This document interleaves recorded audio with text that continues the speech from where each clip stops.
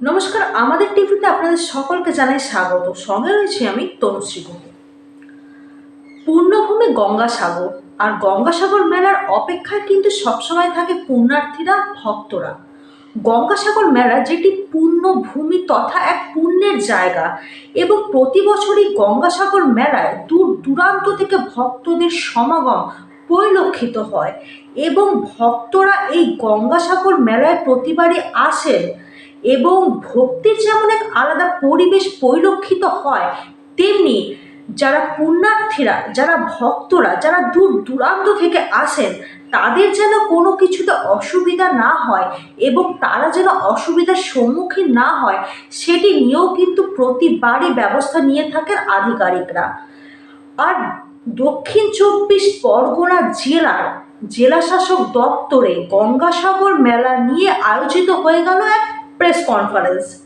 এই প্রেস কনফারেন্সে উপস্থিত ছিলেন জেলাশাসক সুমিত গুপ্তা থেকে শুরু করে অন্যান্য আধিকারিকেরাও। প্রসঙ্গত উল্লেখ্য যে এবার গঙ্গাসাগর মেলায় পুণ্যার্থীদের সুবিধার্থে আরও কিন্তু নানান অনেক কিছু ব্যবস্থাও করা হয়েছে, যেমন বাসের সংখ্যা বাড়িয়ে দেওয়া থেকে শুরু করে পরিবহনের ক্ষেত্রে তাদের জন্য বিশেষ কিছু সুবিধা দেওয়া এবং যারা অনেক দূর দূরান্ত থেকে সেখানে যাবেন তাদের জন্য নানানভাবে ব্যবস্থা রাখা।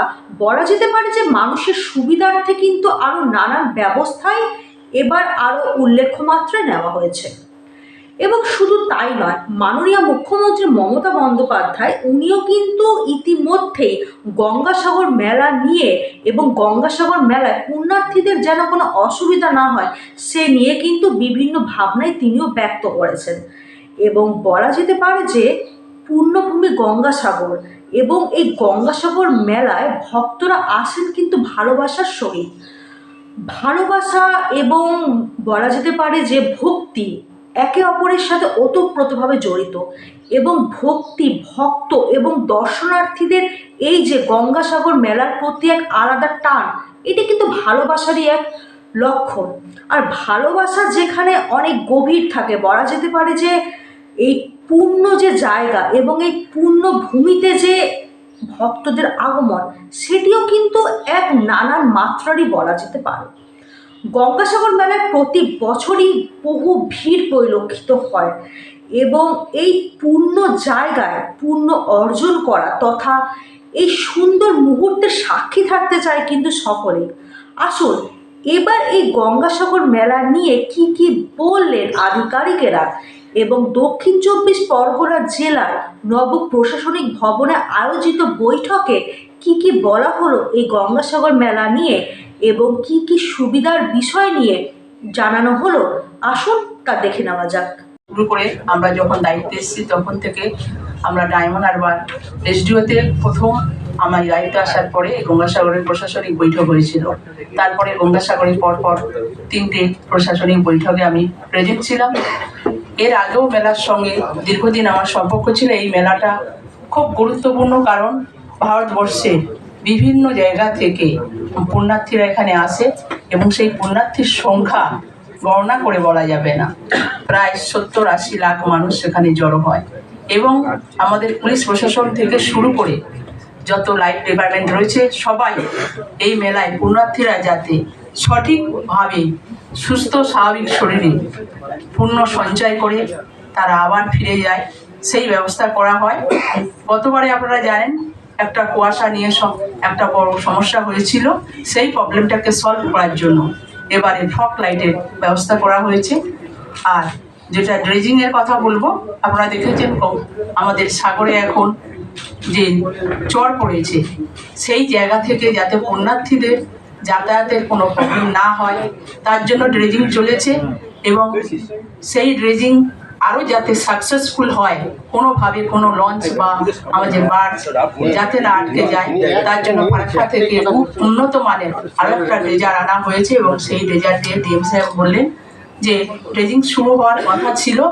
হয়তো আপনারা জানেন আমাদের একটা বড় উৎসব গেল, বড়দিন 25শে ডিসেম্বর, নাইলে এটা 25শে ডিসেম্বরের আগে এই ড্রেজিং শুরু হয়ে যেত, তার জন্য একটু দেরি হচ্ছে। কিন্তু আমাদের মেলার যেহেতু এখনও দেরি আছে, ড্রেজিং চলছে এখানে, অলরেডি আপনারা প্রত্যেকে যাচ্ছেন, বিশেষ করে প্রেস মিডিয়া।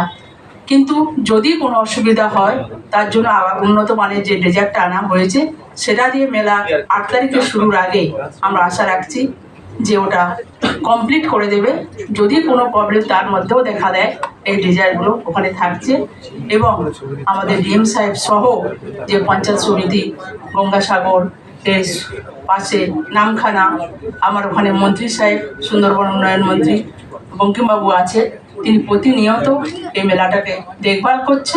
আশা রাখি যে 2023-এর মেলা আমরা সাকসেসফুল হব এবং আমাদের 23-এর নয় 24, যেহেতু আর 2 দিন বাকি আছে 23-এর, আজকে 29-31 তারিখ হলেই আমরা 23 কভার করে 24-এ পদার্পণ করছি।